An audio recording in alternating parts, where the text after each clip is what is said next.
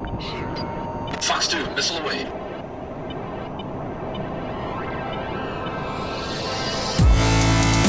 Ejecting. Go to bases.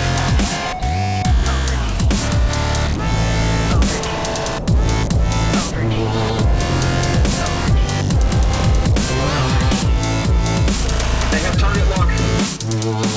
Shot. Target destroyed.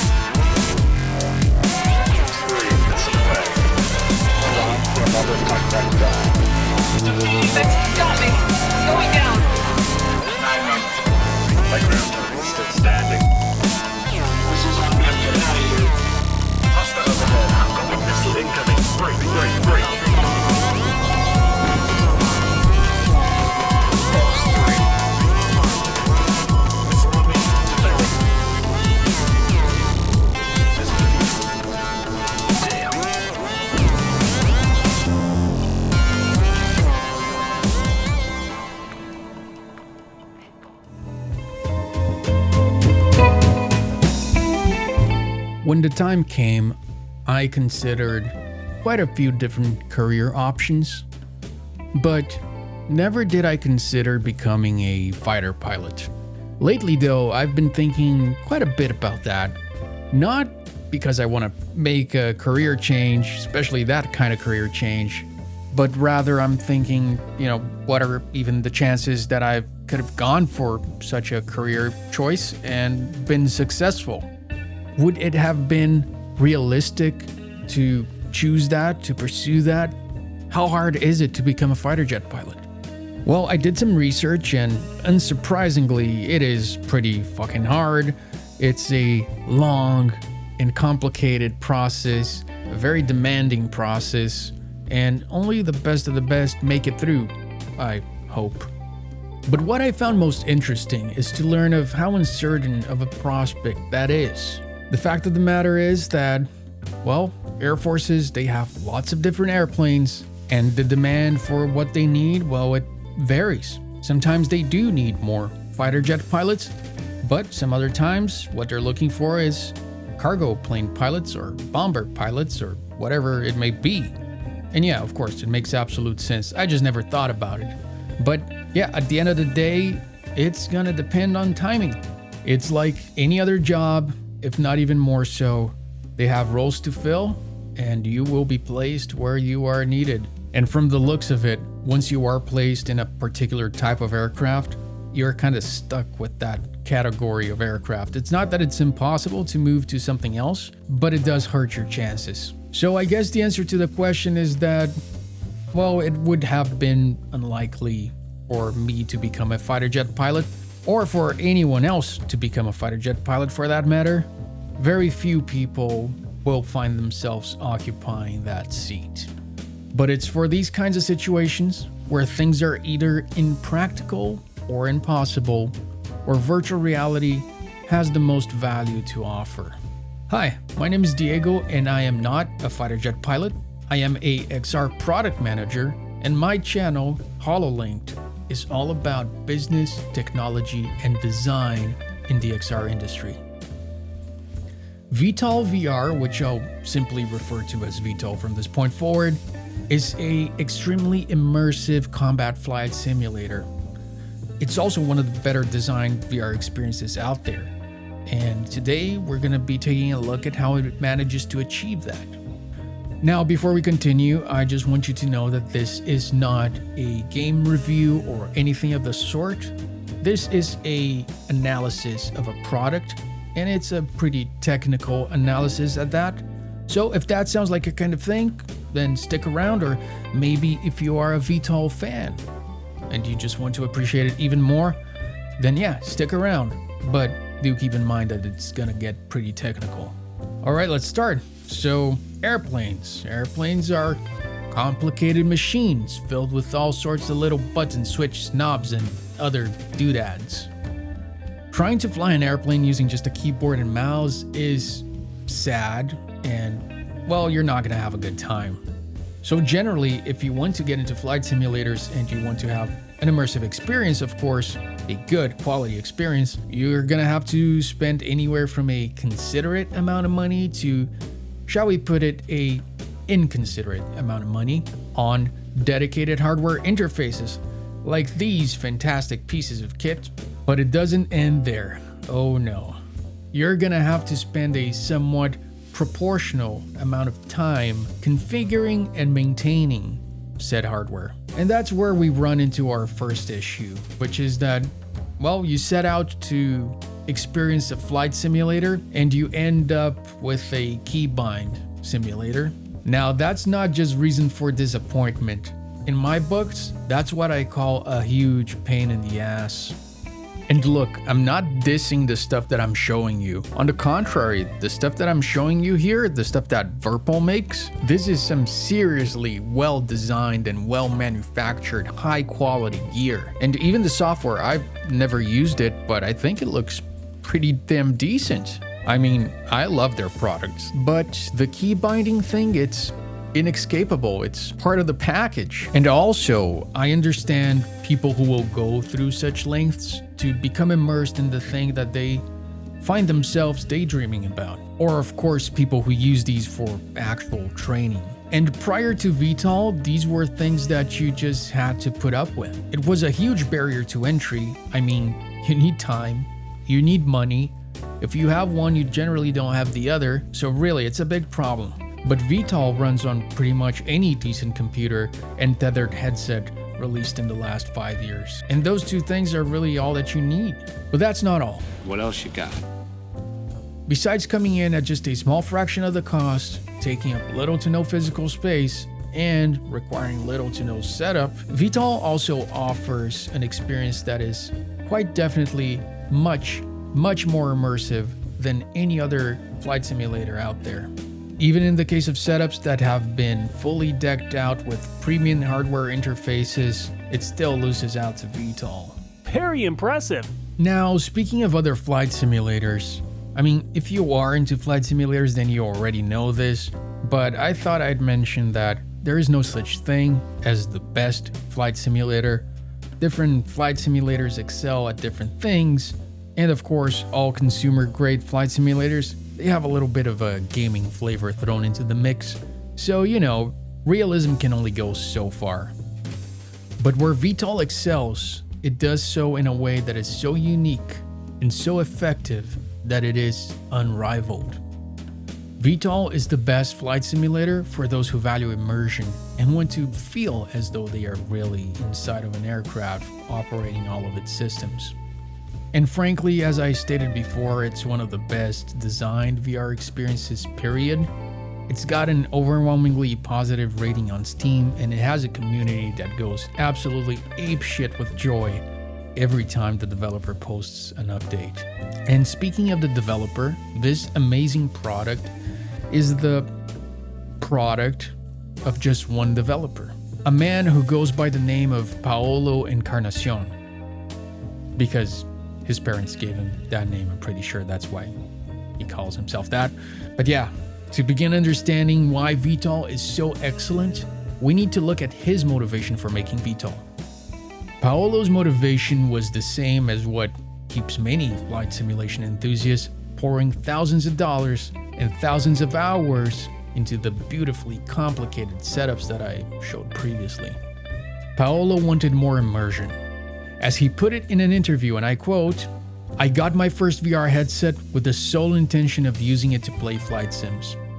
The very first time I tried it, I was immediately frustrated by having to feel around for my keyboard and peek through the nose hole to make sure I was pressing the right keys or buttons to access the different cockpit functions.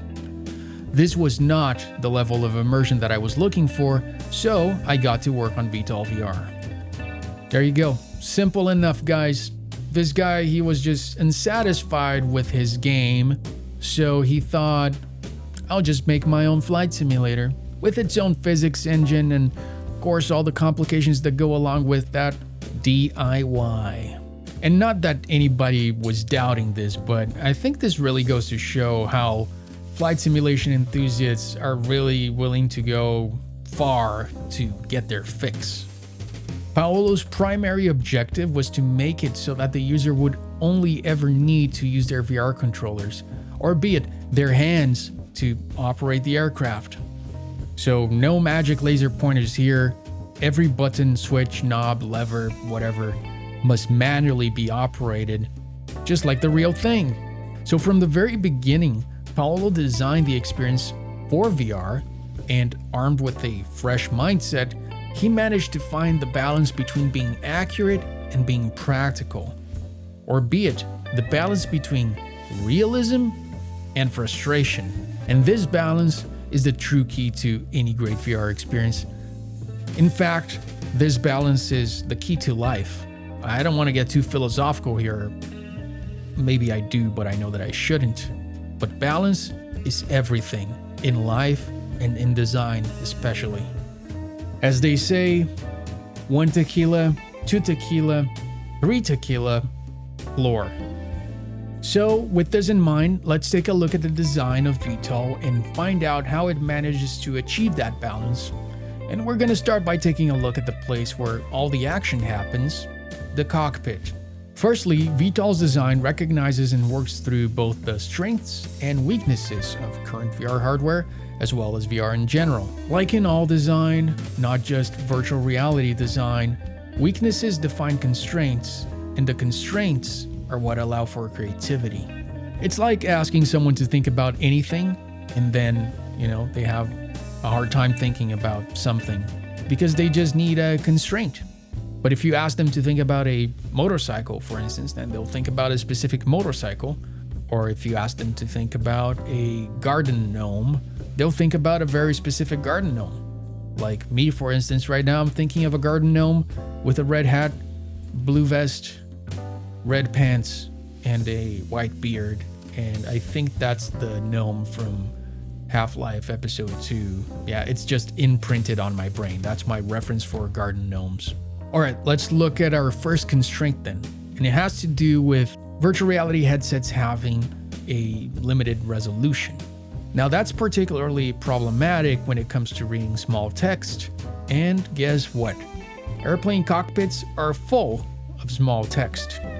Other flight simulators get around this by including a zoom function, which feels very weird. Like the zoom function is there in VR, and yeah, you actually need it to be able to read stuff. And that's fine if you want to immerse yourself in the part of a truly senior pilot. But seeing as that is not what most people want, to overcome this, the developer has increased the size of the interface text such that everything can be clearly read from the pilot's regular position, which is in itself realistic. And with one less thing to worry about, this reduces cognitive load on the user and increases their immersion. The next issue may sound similar to the previous one, but it originates from somewhere else entirely. In virtual reality, due to the lack of tactile feedback, actuating small buttons, switches, and knobs is prone to mistakes. Further, a user is forced to look at what he is pressing instead of just relying on tactile feedback, and the smaller a thing is, the more brain power needs to be allocated to that action.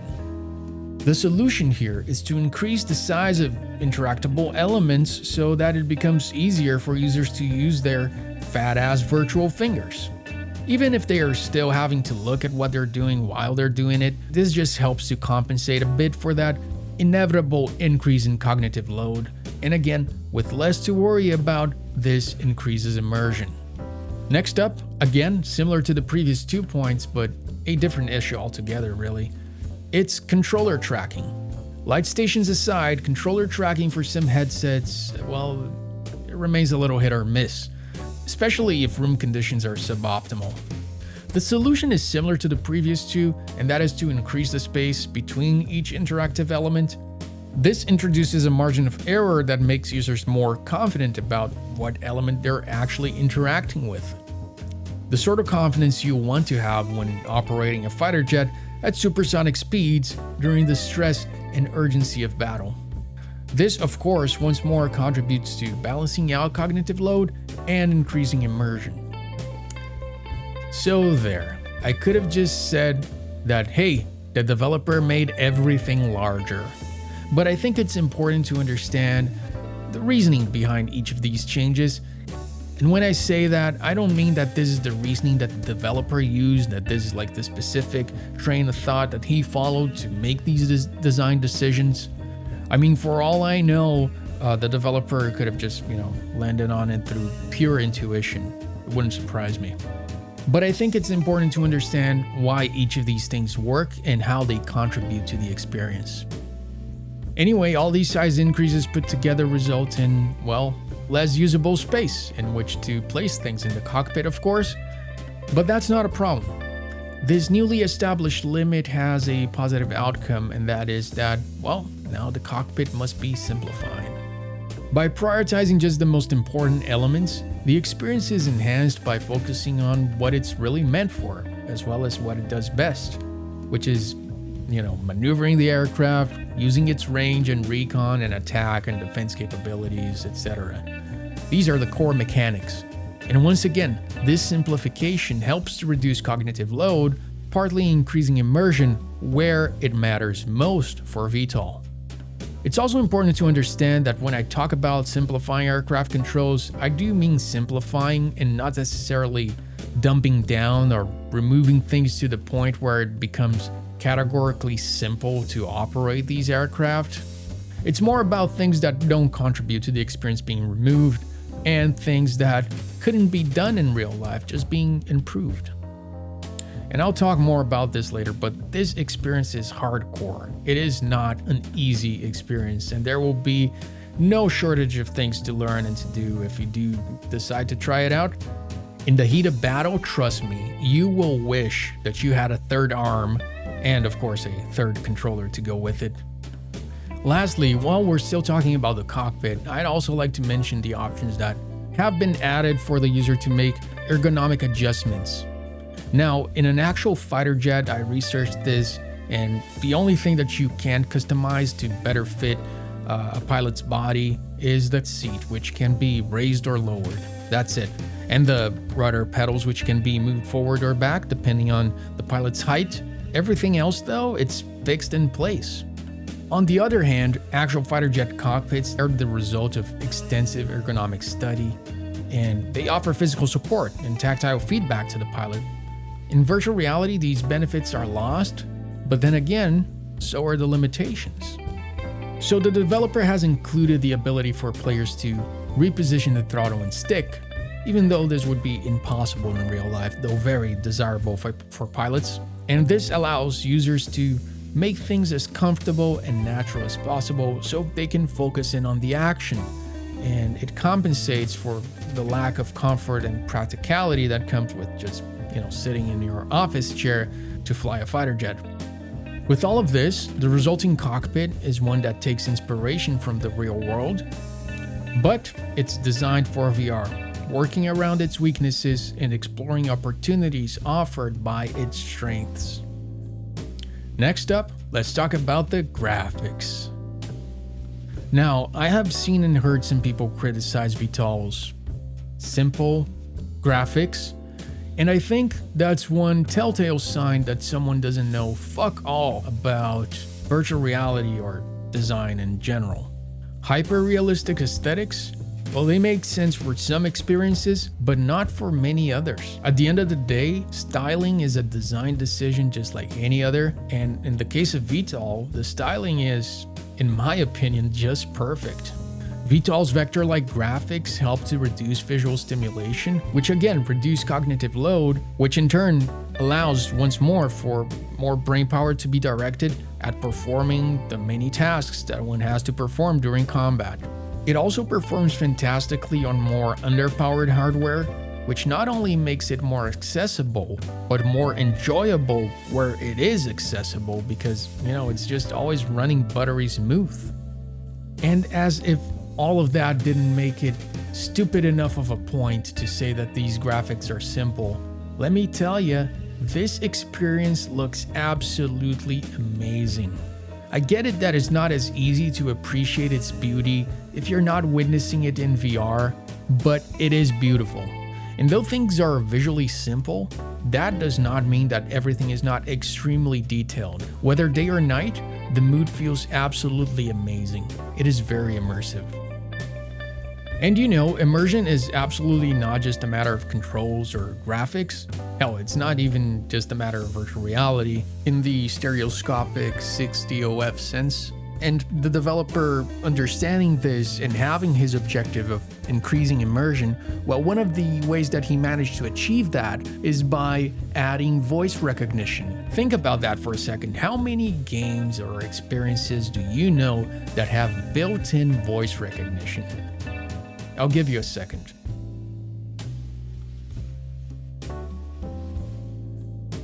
Okay, now how many of those is it not a gimmick? Besides Phasmophobia, I can't think of any. But if you do know some, then let me know down in the comments below. I'd be very curious to check it out.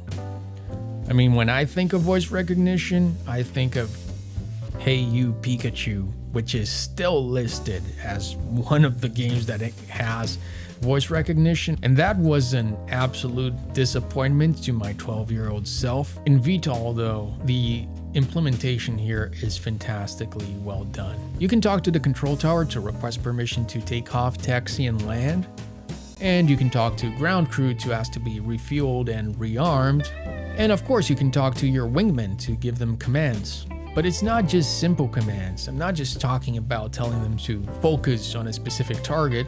You can tell them to form up, spread out, orbit around a specific spot, turn their radar on or off, and so on and so forth. It just makes the game feel so much more alive and allows you to get extremely creative with strategies and actually raises your skills not only as a pilot, but as a flight lead. And speaking of your wingmen, and enemy aircraft for that matter, the AI is awesome. I can't say that I've ever observed patterns in the AI. That is, every mission feels very unique. Sometimes my wingmen do really well in eradicating enemies without, any losses to our side. And sometimes the opposite happens and they get wiped out really quickly. This RNG makes it so that you feel responsible towards your wingmen. Yes, maybe they will just carry your sad ass on a few occasions where you mess everything up and get lucky, and you will definitely appreciate that when you're just starting out. But there may be other times where if you don't perform well and they all get killed, well, you're now left to finish the mission on your own. And without them, sometimes that can be very, very hard indeed, very time consuming, or even impossible depending on the mission. Alright, so now for my conclusion. Now, throughout this analysis, I pointed out that many of the design decisions made by the developer not only made the experience better, but also had the added benefit of reducing cognitive load. This is great because being in VR is by itself an activity that is more taxing to the brain, so you always want to compensate for that as much as possible. But also, this makes room for the gameplay itself to be more intense because you just have more to work with the user's brain capacity. And that's great because whether on multiplayer or when going through one of the fantastic campaigns that are available to 2 out of the 3 available airplanes on the base game, you will find that things can become very intense and very demanding. There are some tutorial missions, and these serve to teach you the basics of how to turn on the core systems of the plane, how to maneuver it from the ground, how to take off, and how to use some of the more basic weapons, and of course how to land. But it would be impractical to have a tutorial explaining how every single thing works. I mean, that wouldn't be a tutorial, that would be military fighter jet pilot training school or something. And that's where I think it gets really interesting. Now, I've always liked airplanes. I mean, airplanes are cool, right? But I never taken an interest to airplanes like I did to other things, like computers and cars and other things in my past. But VTOL was the thing that changed that for me. As I went through the campaign and found myself getting absolutely wrecked, I was driven to learn. I tried to wing it, and I just couldn't. There was just so much I didn't know, and to solve that, I needed to take off my headset and do some research.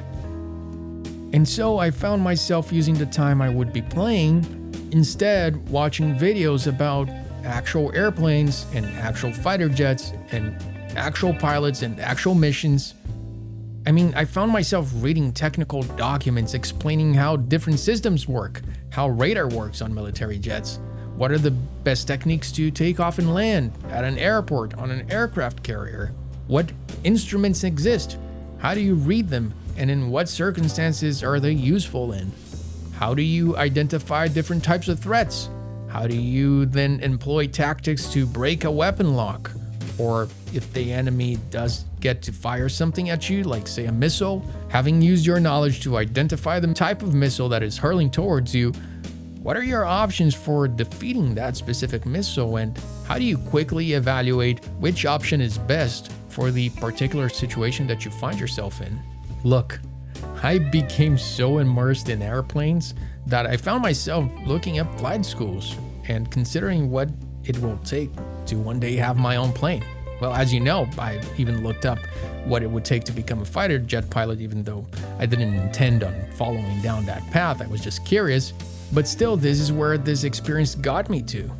Now that is what it feels like to be truly immersed in something. True extended reality. It's when the experience overflows, when it extends beyond itself, and it truly just fuses with your life. It's when it doesn't need to give you a specific set of instructions or objectives in order for you to want to progress. And it is why XR technology makes me so excited for its educational use cases, to light that spark inside of someone and create like this fire of genuine interest, no matter that person's age or, where they come from or whatever it is. To allow them to learn by doing it's so amazing. It's how we were meant to learn in the first place. And just for the record, I'm not saying that virtual reality is like the thing that should replace everything else. I'll never say that. People who say that, they don't understand virtual reality. They don't understand shit about fuck, okay? Don't listen to those kind of people. I'll make a video about this specific topic later. I do want to talk about that. We've got enough bullshitters selling snake oil out there. Well then, alright, that's kind of it. I mean, there are, of course, a lot more things, both big and small, that contribute towards, VTOLs being such a good experience. But I do think that I focused on the most important parts of VTOL's design. If you like this video, give it a thumbs up, subscribe for more XR industry insights, and if you didn't like it, well, send it to someone that you don't like. They're gonna absolutely hate it. And then you guys can talk bad things about it together, and maybe you'll become friends. How about that? Now look, this was one of my first videos, and if you made it through all the way, I'm super happy. That's awesome. I want to know what you thought about it. Let me know in the comments below. Thanks for watching, and don't forget to unlink.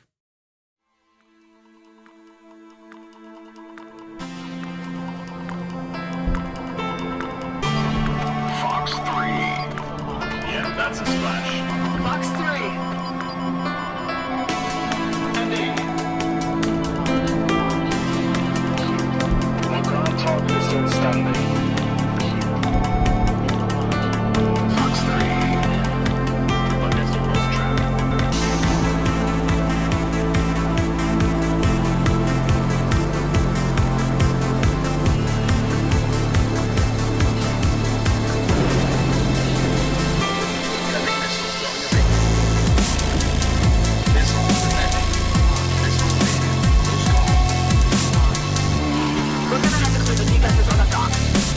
On the left. 2, you take the DS radar on the right. 3 and 4, take the AAA.